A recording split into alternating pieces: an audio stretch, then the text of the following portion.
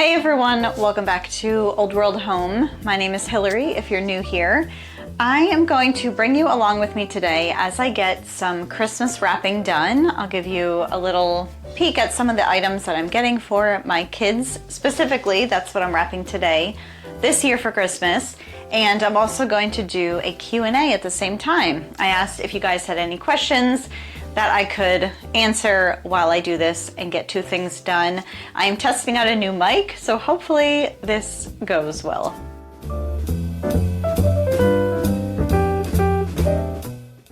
Okay, the first gift that I'm wrapping is for my daughter. She's 11. This is a copy of the Iliad and the Odyssey, but it is a new translation. It says by Peter Green. And I consulted a few different literary ladies in my life to see about these kind of like more modern translations for older stories, and basically the consensus that I got from them was it's okay because it really sparks their interest in the story. Sometimes the older language is a little, discouraging for her, so I am hopeful that she will enjoy this one.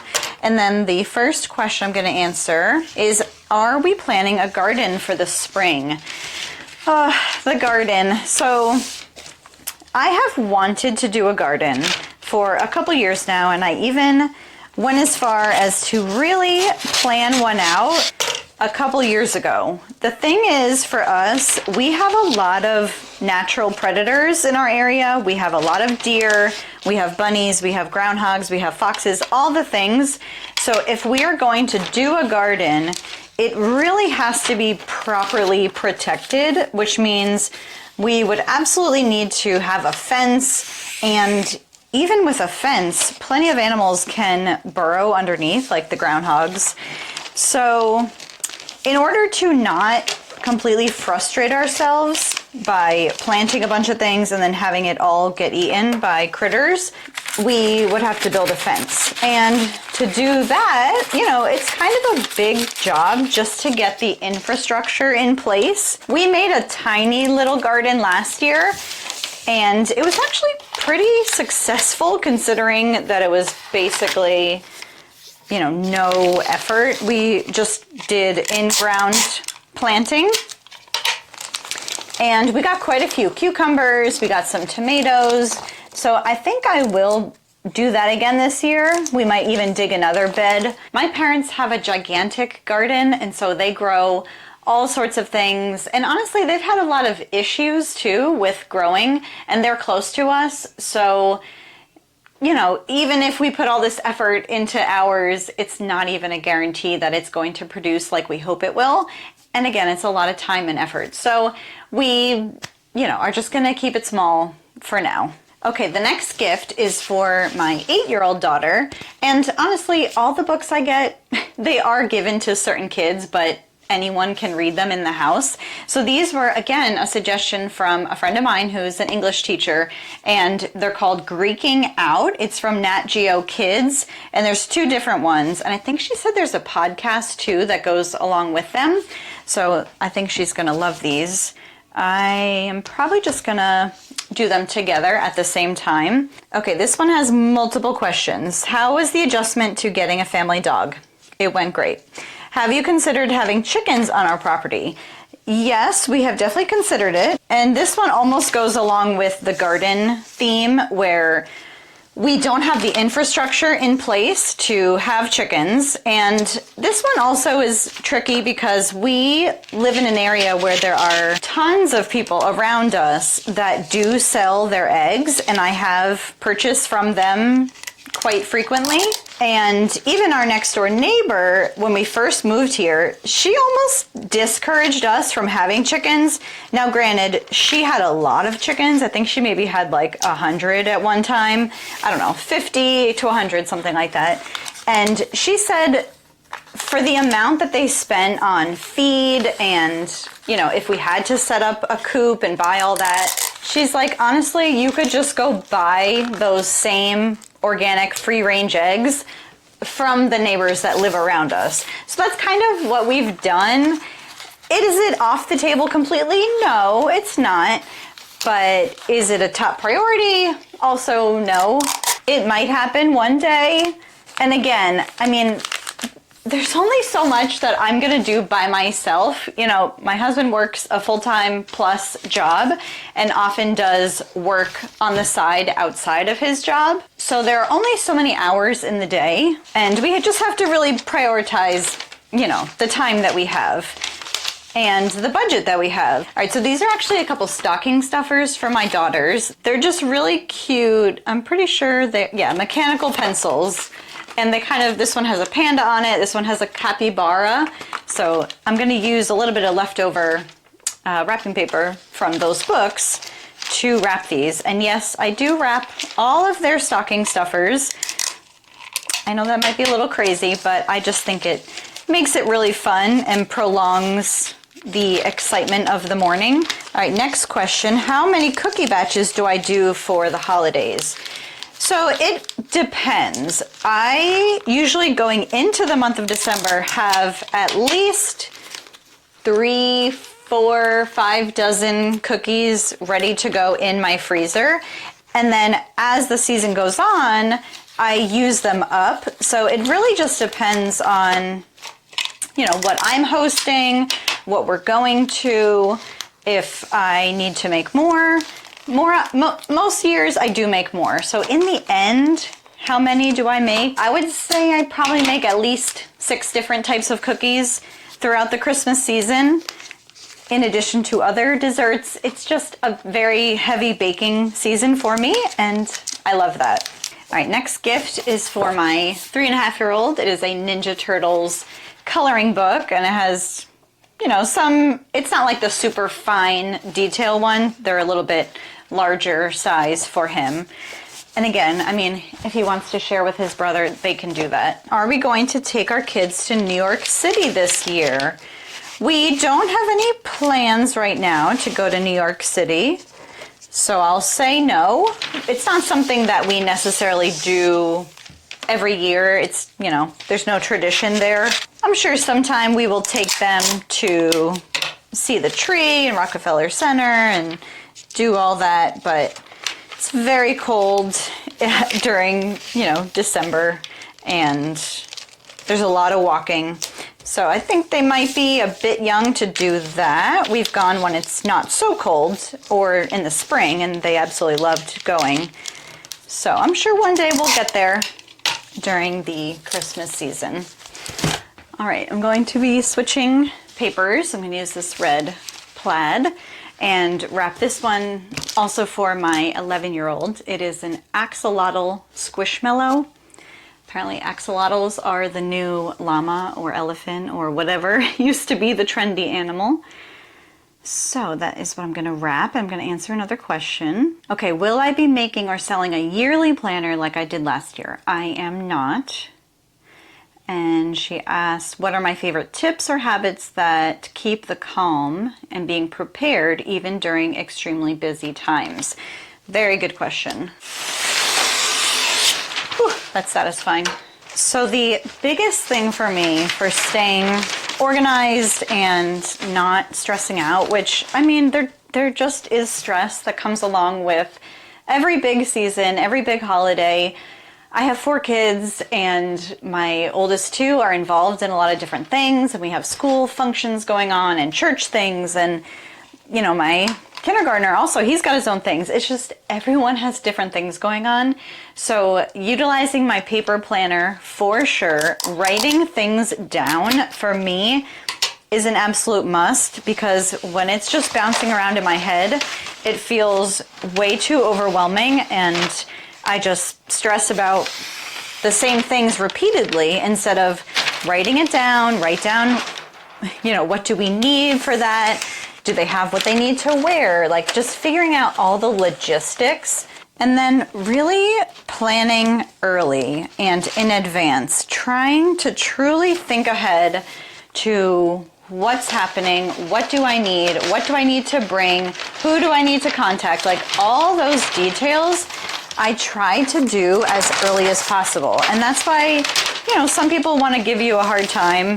Not that I feel like anyone gives me a hard time, but, you know, like the general internet consensus is like, people want to give you a hard time for skipping, you know, ahead to Christmas and not savoring the season that you're in. And yes, that can be true to some degree if you are not enjoying where you are because you're just stressing about what's to come. That's not great, but if you can find a healthy balance of enjoying the season you're in while still planning ahead to what's to come, I have found that that helps me immensely, because in September, basically, sometimes in August, I'm already thinking about Christmas gift ideas and what kind of baking things I want to try, and just getting my wheels turning early so that I can get things prepped. And, you know, being a mom for so many years now, 11 years, there are just certain traditions that I do like to do. So I write those down. How are we going to fit those in? You know, we love to go to the Nutcracker Ballet. I love to host my ladies' night, which I did. We did it early this year, which, you know, just is what worked for everyone's schedule. But it honestly, I'm so grateful that it worked out that way, because every other day that it might possibly have been on has already filled up. And I just am grateful that we kind of did that and enjoyed it and really kicked off the season. And again, like the Christmas concert and different Christmas kids events. You know, these things, they're not surprises necessarily. They come around every year. So I like to just be prepared, get it on the calendar, know what's coming, know what I need for it. Again, like kids' wardrobes, that's a big thing. Like, make sure everyone has something to wear. And I don't want to be doing that the night before the event. Like, I try to have all that squared away before, you know, well in advance. I don't think my tape, honestly, is very good. It's not very sticky. I might have to follow up later with a different tape. Maybe it's just the combination of the tape with this paper. I don't know. It's not sticking so great, but okay, that's good. All right, this next one is also for my 11-year-old. Oh, these are so adorable. She wanted like embroidered Converse. So I found these, they were on like a Black Friday sale. They're so cute. I saw on Etsy, people do custom embroidery onto Converse. They had the most beautiful patterns and things. And so that is another thing that I was considering. I just was a little concerned about, you know, if she, for some reason, didn't like the pattern that I picked or something. I didn't know how the return policy was. So at least this, you know, if it doesn't fit or if she doesn't like it, we could return it. I think that she will love them. Oh, they're pink on the bottom. I didn't even realize. Too cute. I'm going to switch to a different plaid. I just finished up this roll. Yeah, this will be perfect. I think the other plaid is like a matte texture, and I think that this tape doesn't want to stick to it, so I'm going to stick with the shiny texture. All right, favorite books of 2024. Very good question. Honestly, I'm probably not very prepared in the moment to answer it, but I did just finish a book and I really liked it, so this is a good chance to talk about it. I really enjoy Ruth Ware. I have read almost all of her books, and I just finished her latest one. Is called, oh, let me remember, One Perfect Couple, or The Perfect Couple. Maybe One Perfect Couple. And I really liked it, and it's sort of based off of Agatha Christie's And Then There Were None, which I also read. That might have been like in January that I read that book, so that counts as 2024, right? And I mean, that's an excellent one, and this one was sort of based on it. And so for that reason, I really did enjoy the book, and it's honestly been a while. I've read quite a few duds, or just like, they keep my interest, but there's nothing special about them, nothing memorable. And then, I don't know if it was even this year, if it was last year, I read The Turn of the Key, which was also Ruth Ware, which was also based on a different book. The Turn of the Screw, I think is maybe what it's called.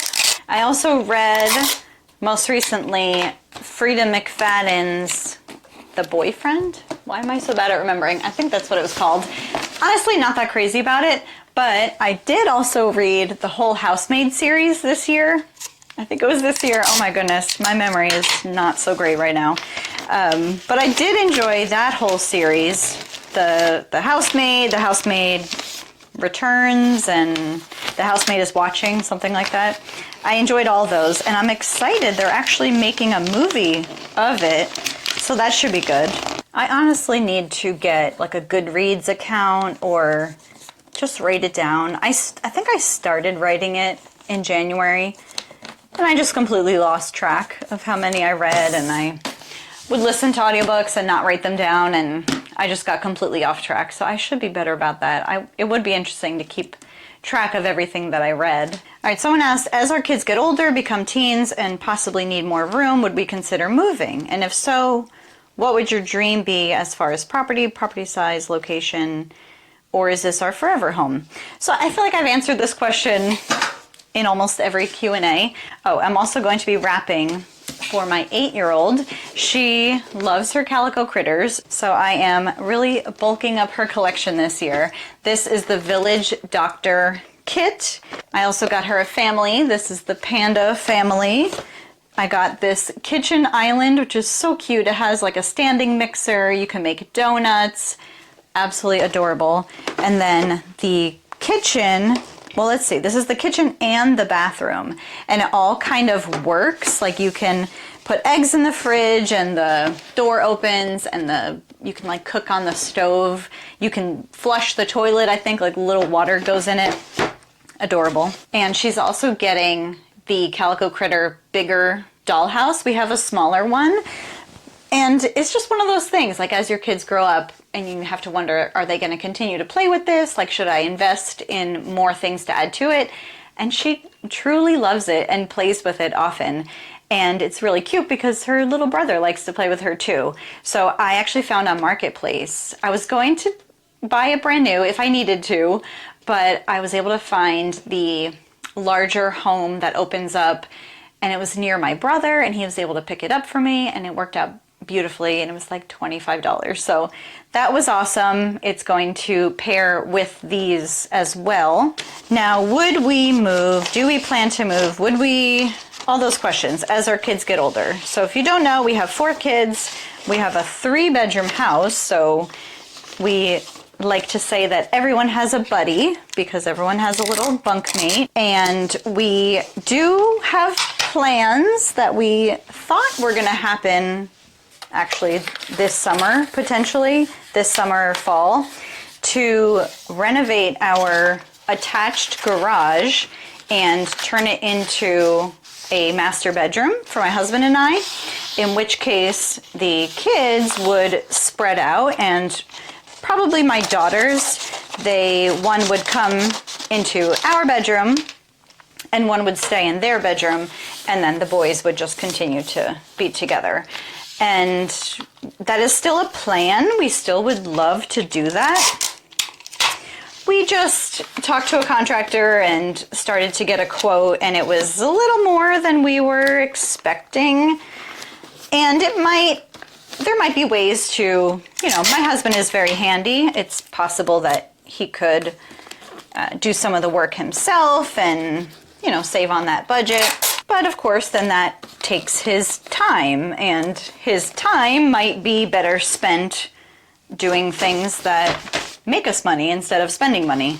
So it is not a major priority. I mean, I would love it. I would love to spread out a little, give the girls their own space, but their room is large enough to share, and I shared a room almost my entire life. But at the same time, I know that there are pros as well as cons. So when is that going to happen? I'm not quite sure. And would we move? Because yes, we could create another bedroom, but we really can't make the living spaces any larger. We can't make our living room any bigger, dining room, all that. And we really go back and forth because the real estate market is insane, at least where we live. And for what we could sell our house for, we could buy something, but it would most definitely be a fixer-upper. That's just the area that we live in. The houses are very expensive, the taxes are very high, and anything that we could afford would need to be renovated. So it's not only do we move and buy a new house, it's we move, buy a new house, and renovate it.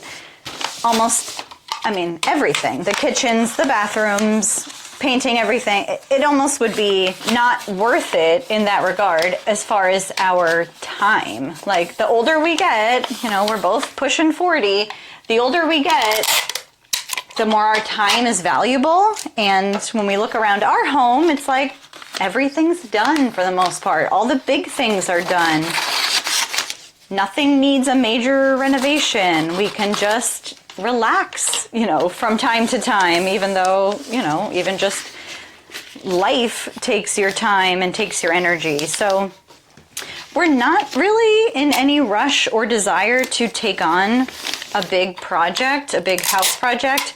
It's funny, we did actually see a house I don't know, a month or two ago that we actually went through a pre-approval process to even just go ahead to see the house, because around here, I don't know if this is just our state, you have to be pre-approved before you can even go and tour anything. So we actually did do it. It was a beautiful historic home. It was like 250 years old, something crazy like that. And we considered it for a hot second, but it turned out in the time that we did the pre-approval process that they already had an offer, even though it had a lot of issues that came about later on. Despite the many issues that it had, it already, you know, someone already swooped in and bought it. And that is the real estate world that we live in. Even things that are way overpriced, and still need work, people swoop in and buy like that. So for now, we are just staying put. We are enjoying our mostly finished home. And if we do the garage, you know, that will be a blessing and definitely appreciated. It's not a pressing need. We're going to enjoy our lower taxes, our lower mortgage payment.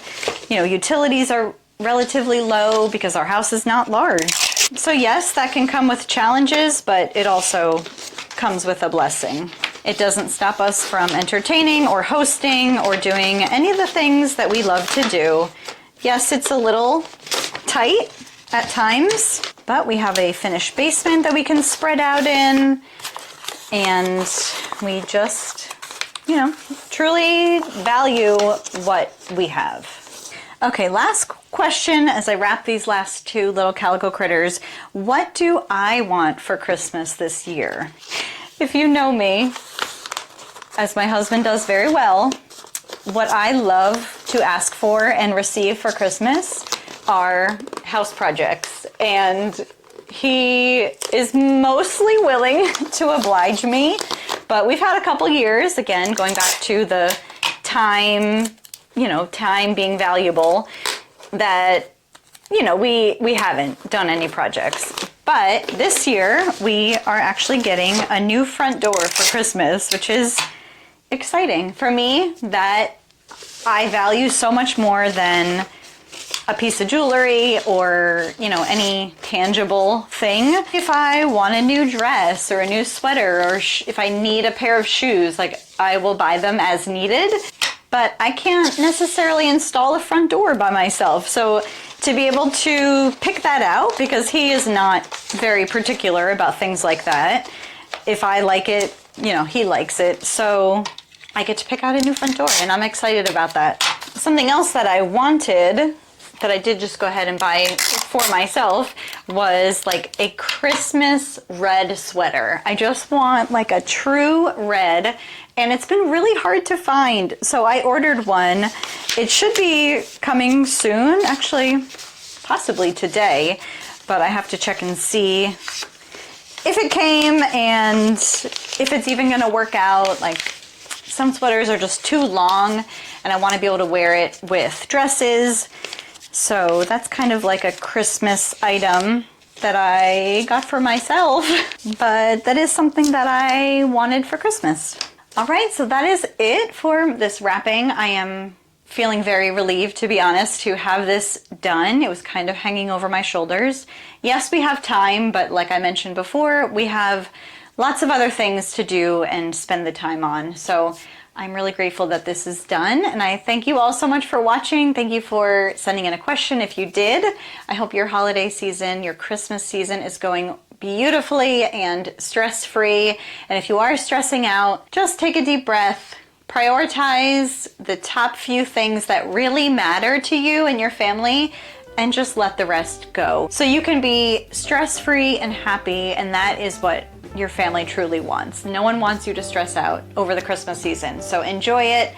And again, thank you so much for being here. I'll be talking to you soon. Take care. Bye.